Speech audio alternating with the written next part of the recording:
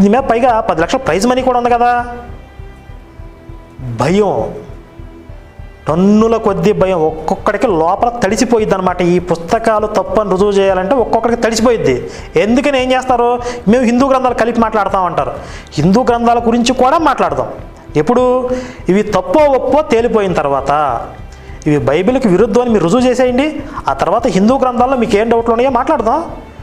ఇవి తప్పో ఒప్పో రుజువు చేయడానికి హిందూ గ్రంథాలు అవసరం లేదు, బైబిల్ సరిపోతుంది కదా. అవి ఎందుకు తీసుకొస్తున్నారు అంటే తప్పించుకోవడానికి ఎత్తుగడా.